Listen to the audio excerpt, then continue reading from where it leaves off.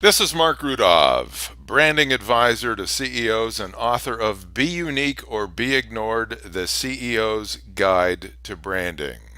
Today's topic is verify your message. Now, recently I created a program called Message Trumps Megaphone. You really need to watch that to get a background for today's program. It's very important. Most people think that if you put any crap out there through newspapers, radio, TV, social media, whatever, and if you do it enough times, it'll compensate for weaknesses in your message.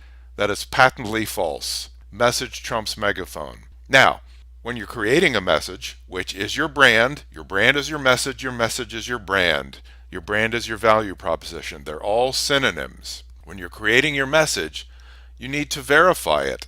You need to know that the audience understands what you're saying, gets it right away, so they can react, remember, and repeat. And by the way, this is covered in my book, Be Unique or Be Ignored, in Chapter 10. Now, it's impossible to verify your message with your audience if you don't know your audience. And if you don't try out your message on your audience, you'll never really know. And it's really key that you don't do it through social media, because social media is fake. Did you know that 60% of people on Twitter never read the tweets they share with others? Think about that. It's ridiculous. So if your company revolves around social media, you will lose. You'll see lots of books, lots of seminars, lots of free advice on how important social media are.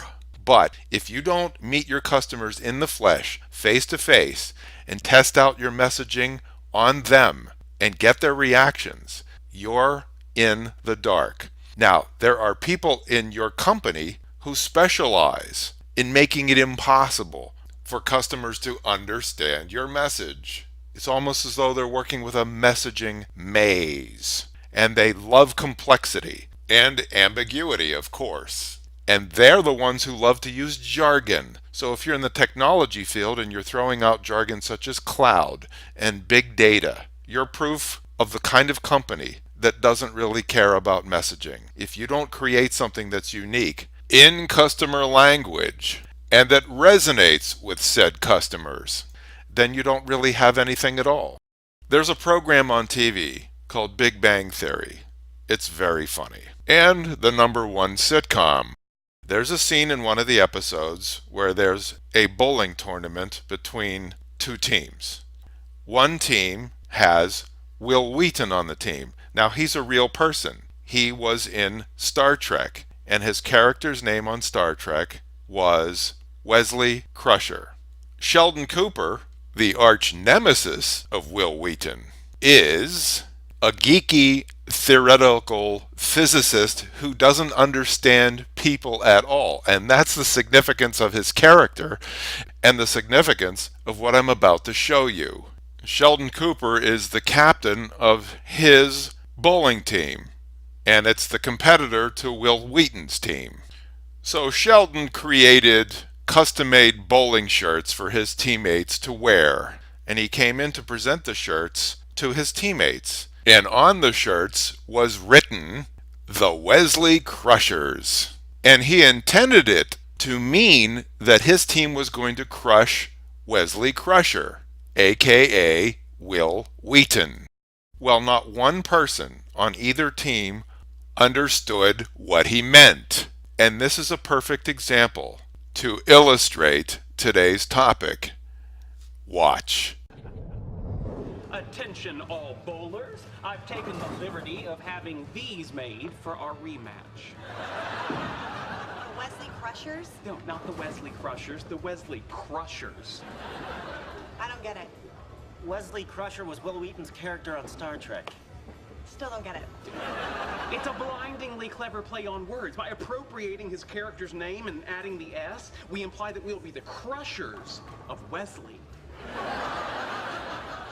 Okay, I'm sorry, honey, but the Wesley Crushers sounds like a bunch of people who like Wesley Crusher. But no, again, it's not the Wesley Crushers, it's the Wesley Crushers.